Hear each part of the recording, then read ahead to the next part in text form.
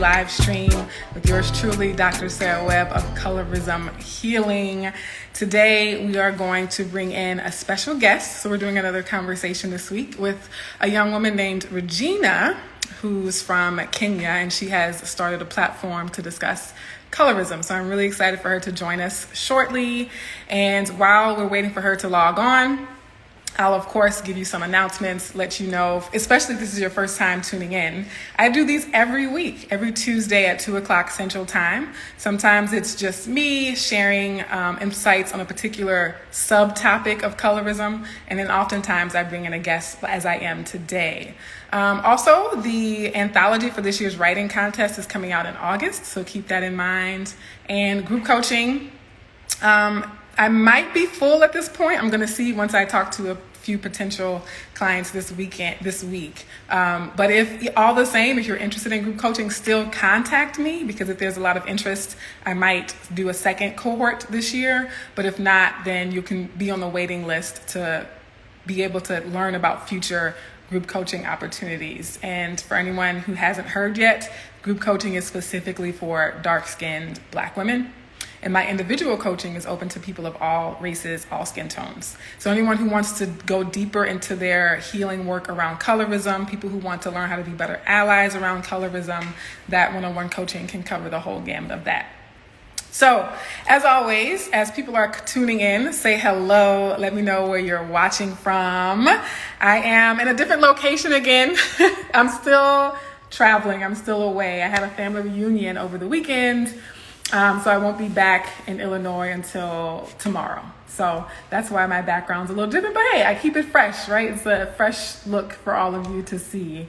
I'm in North Texas, so it's really, really hot and sunny. I'm loving it. I like hot sunshine. So the weather's nice where I am. So again, let me know where you're watching from today and how you doing, what the weather is like. I see some of my regular folks tuning in. Thank you all. And all the new folks who are tuning in. Black Knight 06, 26.2, Hot Atlanta, kind of cloudy, Running Man. Yeah, some of my family who came to the reunion live in Atlanta. So props to Atlanta folks. Sarah Bestwheel, always great to see you. Hey again from Boston, waiting for some storms. Wow, nice to see you as well. So as I mentioned in previous live streams, I am also using Instagram badges, which is a new feature. And whenever I have a guest on, I'm using any proceeds from the badges that you all purchase to donate or gift to the guests that are joining. And hello. So I'm gonna wait for her to join. Her name is Regina. And I only recently met Regina, so I'm excited to get to meet her. And I've had a few international guests, but she's my first guest from Kenya specifically, so I'm excited about that.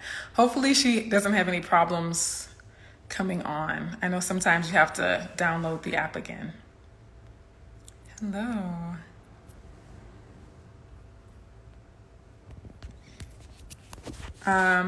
So I guess I'll just chat with y'all. How are y'all doing?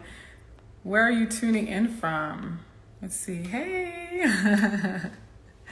I am really tired. I not only attended the family reunion, but I helped to plan it as well. So it was very, very busy and exhausting, for all the right reasons, right?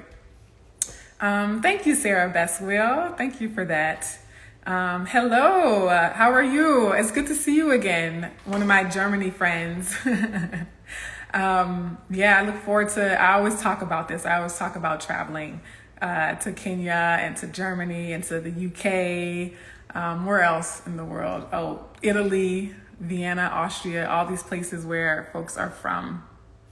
All right, so we have another person watching from Kenya. Hey, Regina. So Regina is your best friend. Nice to meet you. Thank you for joining to support. I'm not able to, let's see, what is this?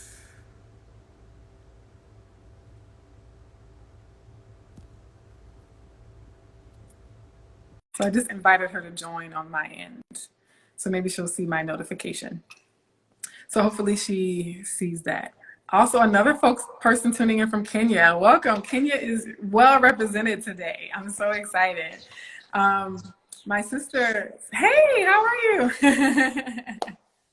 Welcome. So this is Regina, everyone. I'm really excited to talk with Regina. And again, her IG profile, you'll be able to see it in the top left-hand corner next to the icon there is Vert Colorism. And I'm also interested, Regina, in learning how you came up with that name. All right. So again, before we jump in, I'm going to let Regina introduce herself in just a second, but I do want to remind people that I'm using the feature Instagram badges. And so you can purchase badges, and anything that you purchase, I'm going to gift to our special guest, Regina, in support of the work that she's doing around colorism. So everyone's saying, hey, Regina, you have some of your best friends are watching, which is really exciting.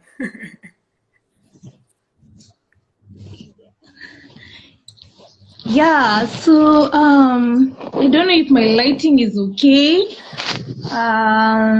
That's better. But the angle that's good. That's better. I'm so sorry for Okay. that. So my name is Regina. Thank you so much for giving me this opportunity. My name is Regina. I'm from Kenya.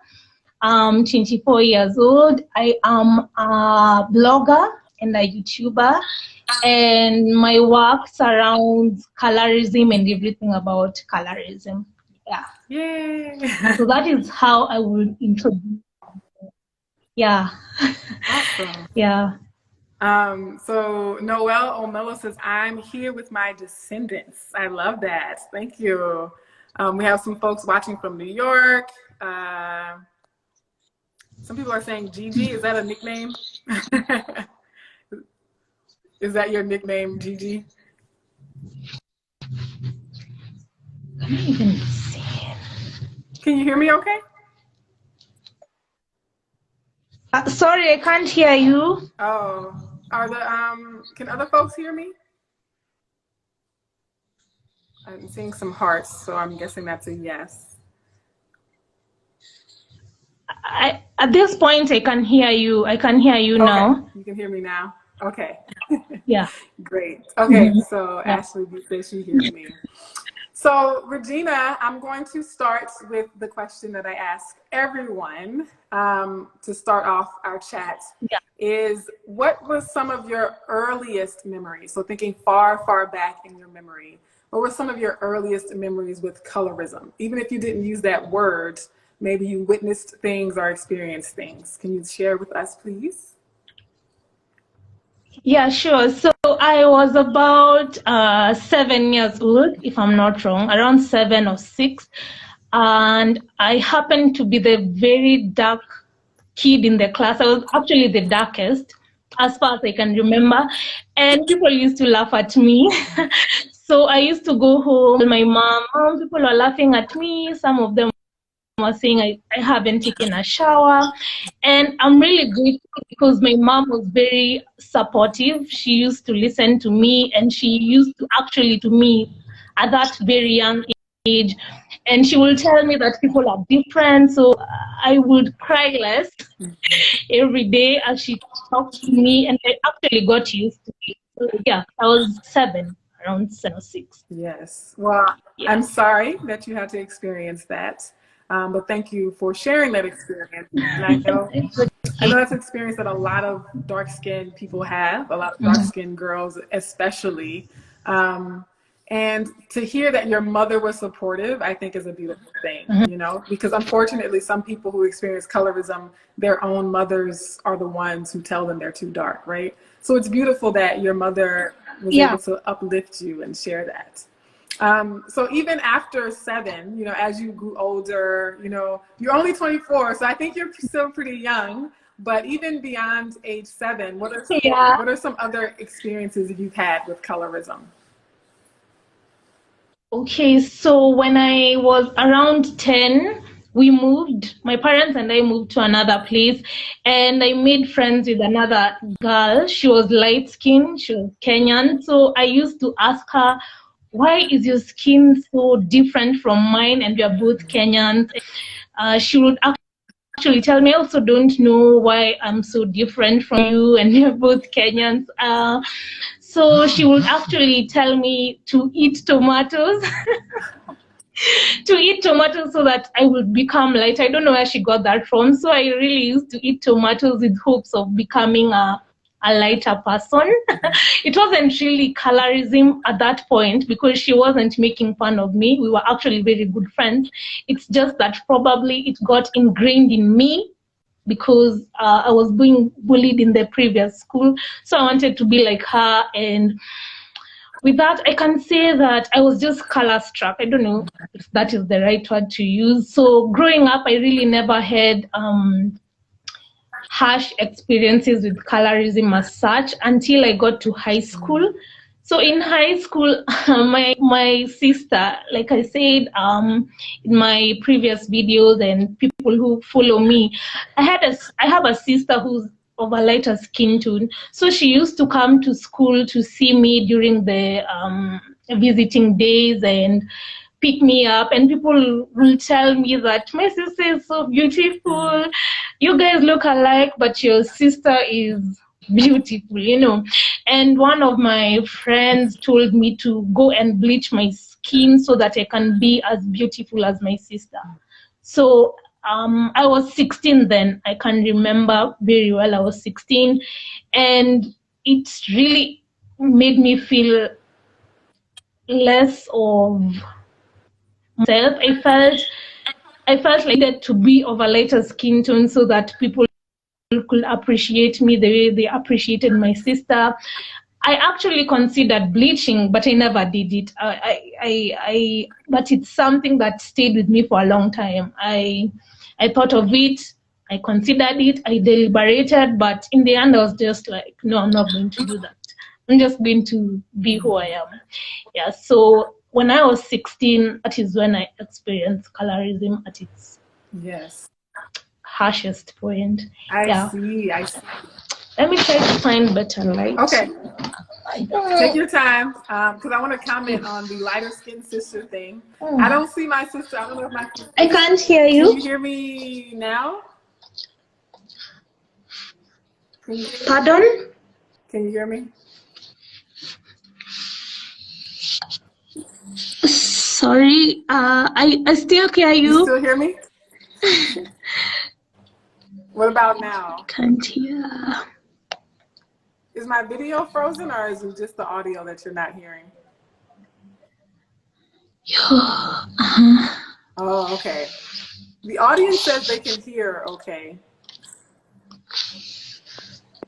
Okay, so I'm going to keep talking and then let me know if you can hear me, Regina. So the audience know, most of the people who follow me know that I have a light-skinned sister, right? And I just posted her picture in my Instagram stories for the family reunion. And I had a similar experience, right? I never experienced colorism from my sister. My sister adores me, and she's a huge supporter of all my work, and she herself does research on colorism. And but oftentimes she would be the pretty one, right? When we would introduce to like family friends, or, you know, meeting people in the mall, or like meeting my mom's coworkers, people would comment on how pretty she was, and they wouldn't respond to me. But also, I think the bleaching thing, Regina, hopefully you can hear me because I have a question I want to ask you. Because that story reminds me a lot about Lupita Nyong'o, right? And I'm wondering, you know, as a Kenyan woman herself who also considered bleaching her skin tone, what you think about her and her rise to prominence and fame. And also my sister just joined. I was just talking about you, Jandel. I don't know if you caught all of that. Can you hear me now, Regina? And thank you, Alyssa, for purchasing a badge. Thank you so much for supporting the cause and the work of colorism. Any badges that you all purchased today are going to be gifted to Regina as she continues to blog about colorism and help to affirm dark-skinned Black girls. So, Regina, we can hear you. I'm going to type it in the chat.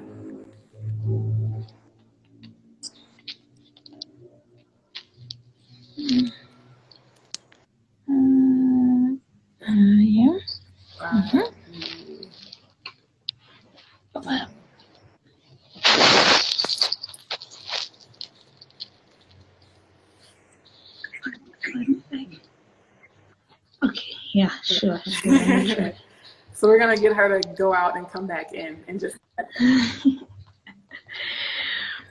Mitoka. All right. Thank you all for sticking with us through the technical difficulties. All right. So hopefully she'll come back in and things work better. But for anyone who's tuning in, our guest is Regina, who's a 24-year-old blogger from Kenya. She started the page Vert, Colorism to help dark-skinned Black girls feel seen and affirmed and beautiful, right? And so I think it's a beautiful thing. And so I'm talking to Regina for the first time today and excited to learn more about her story. And she has several supporters, on tuning in, some of her best friends, people who absolutely adore her. All right.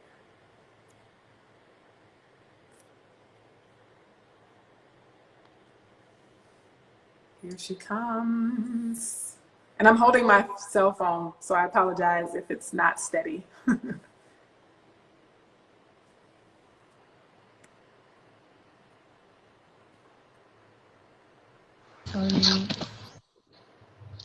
All right, can you hear me?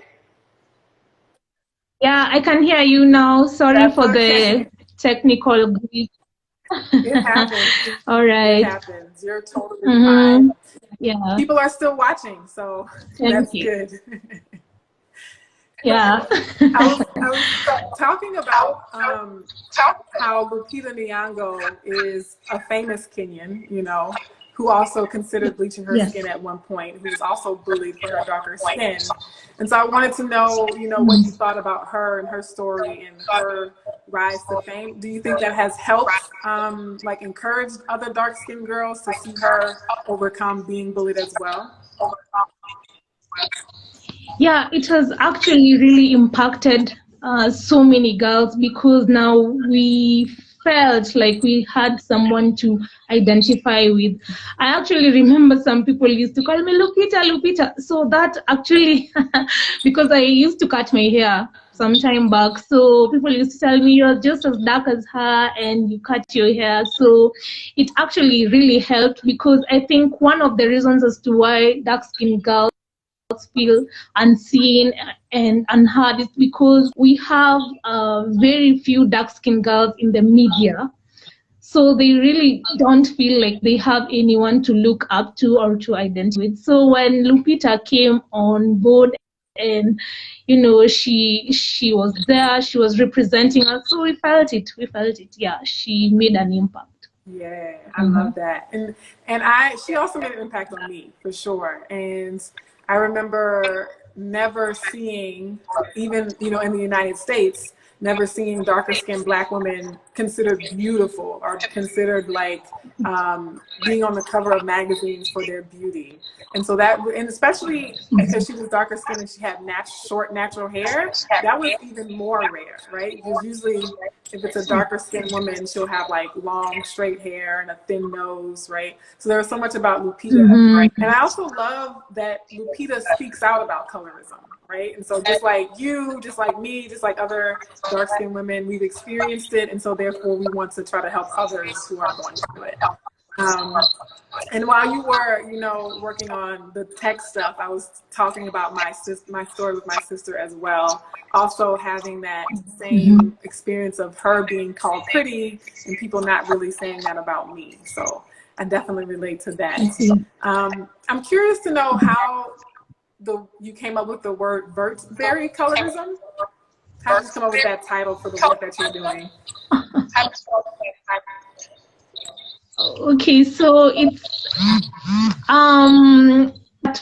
so what it was actually a nickname.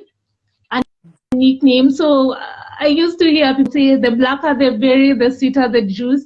So that was just because I like the color green. So I just took it and took the berry. I didn't want to have the blackberry. I felt like it was so common. So it was just a nickname that I actually made in 20, I don't know, I was 17, so I actually just picked it up. It was so random, and I just added the colorism to it once I became aware of the word colorism, and its effects and everything. So I just mashed them together and came up with the name. Yeah, Gotcha. Very I cool. don't really think it.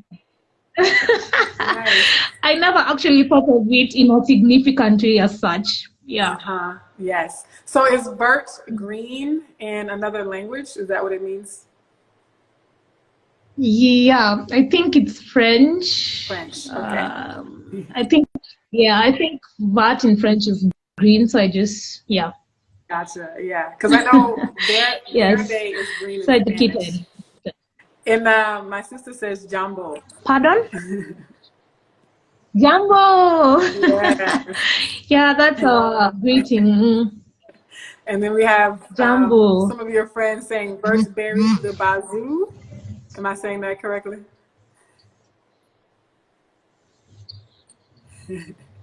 Pardon? Oh, Bertberry the Bazoo. So you have some supporters resharing your name here. Also, Freedom Writer Rain. Thank you, Freedom Writer Rain says Alec Weck, the supermodel, has also paved the road for dark-skinned women. And yes, that is also the two people in Lupita Nyong'o's speech. She mentioned Alec Weck and Whoopi Goldberg, right, as two people she looked up to Yeah. in the media to help her self-esteem as well. So we Yeah. talked about the name Bertberry Colorism. Can you tell people a little bit about what you do with your platform? So my platform is basically put up to help dark-skinned women who come across it to feel loved, appreciated, and seen. Because when you scroll on Instagram, most of the women that you get to see are of a certain aesthetic. They're light-skinned, they have curly hair, or they're light-skinned and they have straight hair. So really, you don't get to see dark-skinned women represented or concentrated in one spot. So I just came up with the idea of having all these women in one page, so that if a dark-skinned girl just randomly lands on my page, she feels that excitement. She sees, oh my God. Then with the platform, I also look at dark-skinned women who probably do things such as makeup. You know, there are people who feel like they don't know how to choose their shades. So these women actually help dark-skinned women who want to venture into makeup to find a place where they can actually look up and see, oh, I can also do this, I can try this. I have dark-skinned women who empower other dark-skinned women in that page. So when they land on my page, they get to reach a very wide scope of very different things that are just all wholesome. So that is why I started the page. Yes.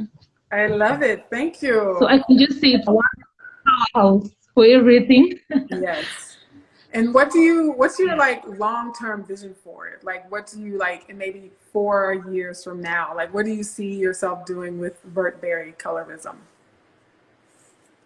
I see myself reaching so many girls, especially in my country, in the rural areas, where so many girls cannot access Instagram, or girls from the slums in Kenya. Most of them cannot access Instagram because getting the funds to have the Wi-Fi or the data is very expensive. So these girls are uneducated, and you find most of them falling into the trap of bleaching themselves. So I just see myself as a person, or with Bertberry, reaching out to so many girls in the remote areas especially, and bringing them this information and telling them that you don't have to yourself so that you can make it in life, because that is the notion in Kenya. So many girls, especially from the rural areas and in the slums, they bleach and all that because I think they make uninformed choices. So if I'm able to just reach these girls, I think that will be the ultimate goal, and just to reach everyone in general, but specifically those vulnerable girls. Right. Yeah. That's such a beautiful mission. And you have more people supporting. So Jendelle Crutch also bought a badge, which will go to you and the work that you're doing. And now as I'm hearing you talk about this mission, right? What do you think it's going to take? Like, what kind of support would you need from me or from the people watching to help make that goal come true? Okay, since I started a YouTube channel, I just have challenges with getting proper equipment to help me create good quality videos. I just shoot with whatever I have, if it's a phone, or I can borrow a camera here and there, or sometimes I just make slideshows just to do something. So it's, I think, with equipment and yeah, equipment will really help me reach out to larger numbers of people. So I think that is the only thing that is limiting me. As of content, I think I'm good to go. Yeah. Yes, I love that. I love that. And do you see, have you noticed if there's a difference between colorism in a place like Kenya versus colorism in other countries like the United States or the UK or anything like that? Okay. Since I'm not well traveled, I'll be really honest. I cannot really be able to speak with so much conviction concerning areas that I've never been to.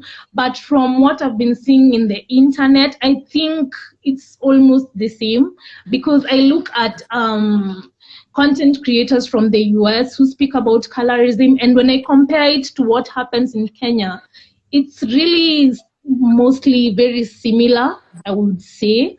And also, if I compare it to a place like Nigeria, I'm very comfortable speaking about that, because I think the demographics are quite similar. So when you look at what happens in Nigeria, it's very similar to what happens in Kenya, such that the beauty standards are all placed on one threshold, that you must be light-skinned, and women will go to any extent to reach this standard. So I think it's quite similar both in Africa and in the US. And I think that you are at a better position, at least, to let me know how it is in the US, so that I can do a better comparative analysis. Yeah. I think so. I love your example about Nigeria, for example, and you talk about being confident in that comparison because of the demographics. And I do think it's a little different in the United States, because Black people are the minority in terms of numbers, right? And then also there was, centuries of enslaving us, and like segregation and things like that. And like all of the politicians are either white or very light skinned, like business owners, school teachers, many of them are white in the United States. So it's a different experience. However, there are a lot of similarities, right? The standard to be lighter is still what people want. And people don't, bleaching is not as acceptable in the United States, but people still do it. They just keep it more secret than they do in other countries. And yeah, so I think the same hurt exists for darker skinned people. The Real Camille, thank you for purchasing a badge as well. Miss Ochingo1, you got it, Gigi. Jandel Crush asked a question. What specific equipment do you mean? Are you speaking about a camera, or what kinds of equipment might you be looking for? Yeah, I'm speaking about a camera. Okay. All right. Cameras, and maybe even like a ring light, right? That you can attach to the camera, to help with lighting and things like that. Freedom Writer Rand says, and it still continues, just modern enslavement. Yeah, so there are a lot of continuing oppressive ways that people experience racism and colorism in various countries. There was one other question I had. I forgot. Did you have any questions for me? Because I know we did like a quick 2-minute call before this, and you mentioned wanting to know some things from me. Yeah. So I wanted to know how it was having a lighter skinned sister, and you being the darker one. Like, how was the relationship, and how what people treating you as compared to your sister? Yeah. So my mom and my sister are, that was one thing I would like. Yeah, my mom and my sister are several shades lighter than me, And one of the really common things is that people think we're not related. And so that's like a common misconception that people think, oh, sisters are like mothers and daughters have to be the same skin tone. But we're oftentimes very different skin tones, and we can still have blood relation. We can still come from the same family. But then also, as you were saying too, my sister was often complimented on being the pretty one. But even, you know, also her being like really smart, because she was considered pretty, but she was also like very successful and talented too. So she was also like the popular one, and she was valedictorian. Like she had the highest grades in her class, and she was like president of the school senior class and things like that. So she was like, oh, and she was like the first Black homecoming queen as well at her high school. So she did a lot of stuff that, in addition to, you know, having lighter skin privilege, I think there was, you know, people assumed that I would be jealous. People thought that I would be jealous of her. But actually, I was really proud of her. And I think we were just like a really close-knit family. My mom, my sister, and my brother and I grew up. And we were always like really, really close, supported everyone, like all of each other. And so it was a source of pride for me that my sister was so accomplished. And, you know, when she would get awards at school, I'd be like, yeah, that's my sister, you know, who made those accomplishments. Because it felt like they were my accomplishments too. But most of the colorism came from other people comparing the two of us to each other. Yeah. So let's see, Jindelle, my sister's comment, she says, but Sarah was way smarter than me. I had to work for it. She just had and has the intelligence. Thank you, sis. That's colorism, folks assuming I was smartest. I lost you. Let me try to rejoin. Okay, no problem. The real Camille says, I have a chocolate sister and mother, and we all look alike. Yeah. Yes, my sister looks like me too. We have the same features and the same smile. But not everyone can see it, right? Because they can't see past the skin tone difference. Baby sister is deemed smarter, and people would just call me pretty. Just sad. Yeah, that's the thing, right? So when we use stereotypes based on skin tone, we forget the fact that people can be more than one thing, right? So you can be pretty and smart and athletic and all these different things. All right, she's coming back on. And we're going to start to wrap up, folks. So leave more questions or comments in the chats if you want to hear more.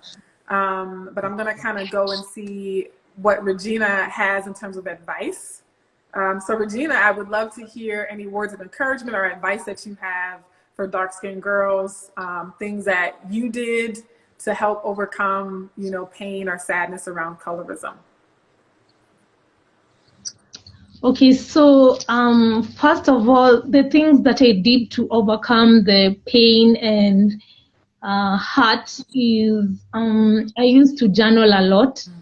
That really helped me with the healing process. And I used to just keep it positive because of my mom. So I can ask girls who are going through this to look for a support system. Probably you do not have a mom because of circumstances in life, or your mom isn't as supportive. You can always find someone to be your support system. I have a great mom. I have great friends. Like you see, they're all here. So a support system and journaling can really, really, really help with the process of healing, and just trying to surround yourself with positive people and shutting your ears to naysayers. So that will really, really help.